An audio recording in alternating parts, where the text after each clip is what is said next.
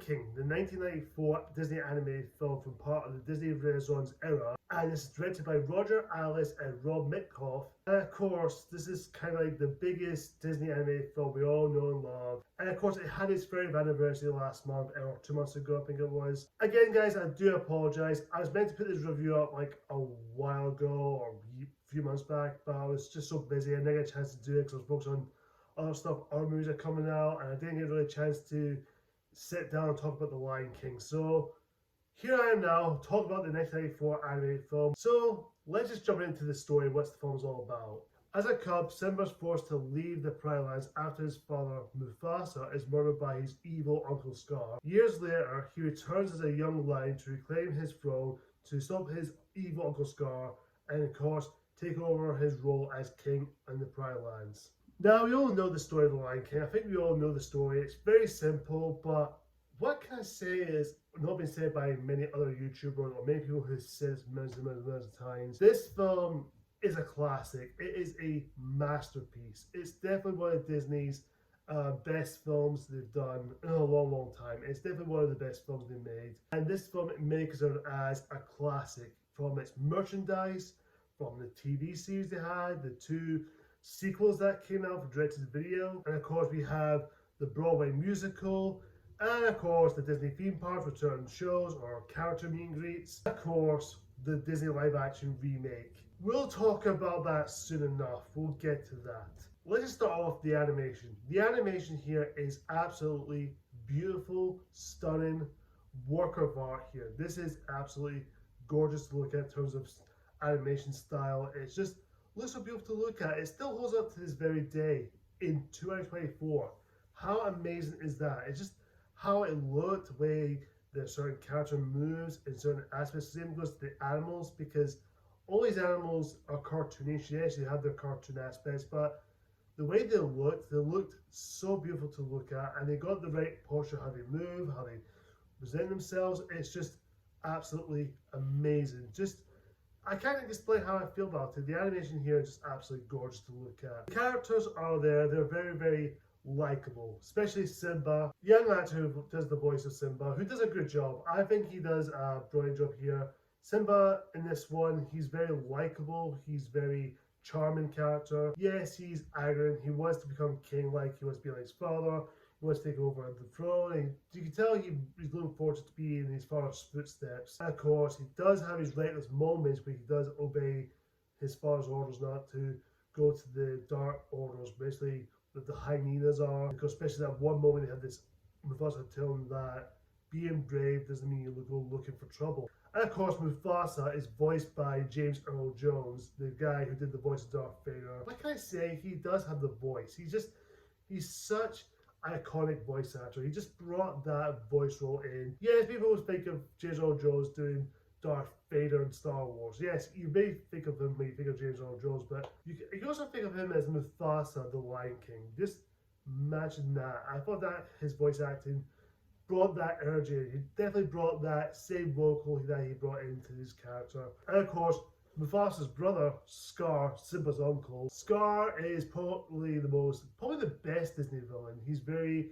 cunning. He's really evilish, very twisted, but also manipulated to Simba. Basically, how he just wants to trick him easily, and also blaming his father's death. Definitely the scene where Scar throws off Mufasa off the cliff, and during the stampede scene, and of course, Mufasa dies. We all know his character gets killed off, which is the most heartbreaking moment, especially when Simba's trying to wake him up and he's seeing him crying and he just didn't move. It's just what they did right here is the emotions, how it feel. You feel the characters. The moment Mufasa dies, it's just so heartbreaking. It was so one of the most heartbreaking moments in Disney history. And every time I watch that scene, it still gets me to this day. It's just so moving. It's just so I don't know why I explain it. Back to Scar for a moment. Jeremy Irons as Scar just does a great job here. He definitely delivers some great lines, definitely some great moments with the character. And of course, him working with the hyenas, Ed, Banshee, and Shanzi. I think that's the character's name. I do apologize if I say that wrong. If I say it definitely wrong, I do apologize. The hyenas, they were there. They do have their moments. They're definitely a good henchman towards Scar. they're definitely one of the fun aspects. Speaking of some fun characters in the film, we do have Zazu, who is the advisor to Mufasa, of course, now soon to be Simba. And of course, when Simba went into exile, he meets two iconic duo in the film, Timon and Pumbaa. And of course, they're fun characters. They're not trying to be serious. They're not trying to take over being stupid or silly, but they're really fun, very generic, very uplifting. They do bring the film to its energy, kind of like Robin Williams' Genie in Aladdin. It bring it up to a new level. But this one did it. After a heartbreaking moment, it jumps into the wee fun aspects again. And Timon and Pumbaa, they're fun to watch. They're not annoying. They're not irritating. They don't bicker. They do bicker, but they do it the way it's funny. It's well written. It doesn't take itself too seriously. I just love their bickering so much. I just couldn't help see them bickering. It's just hilarious to me. And of course, Simba grows up and he's voiced by Matthew Broderick, who, of course, Matthew Broderick, he's done other films here and there, but him doing the voice of Simba is really great.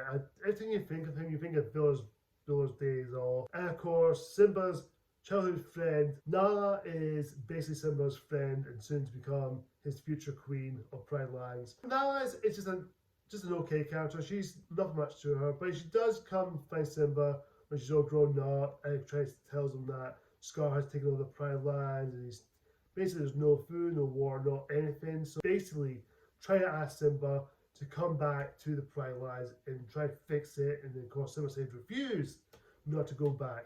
Oh yeah, I forgot to mention another character, really another fun aspect is Rafiki. Rafiki is wise old Rafiki. He's definitely the most fun, very wise old gentleman, old baboon, more like, but he's just so fun to watch. Hygienic character, definitely has some funny moments, especially when he sings "Azap Bazana Squish Banana." I don't understand how that character goes. Rafiki is just a fun character, just so much fun to watch.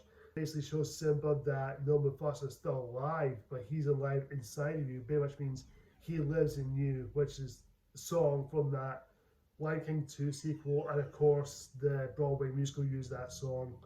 And of course the themes is about responsibilities, and there's all a great coming of age story. It does have a great themes in there. It definitely so well executed that story about Simba's journey of him becoming a cub, becoming a man, which is such a moving story, but it also relates to many people. It passed on many generations to come. It felt so right. It felt so gorgeous to look at, to think of the story, the themes, especially from the beautiful storytelling that the writers and everyone involved making this movie done so well. And let's not forget the music score by Hans Zimmer, which Hans Zimmer's score is just so beautiful. The way he plays these music and songs, I don't know how he does it. It's just so moving and captivating to listen to. It's just, I don't know, it's just so good to listen to. And the songs, what can I say about the songs overall? The songs by Elton John and Tim Rice, they make these songs. Usually Alan Menken does these stuff, but Elton John and Tim Rice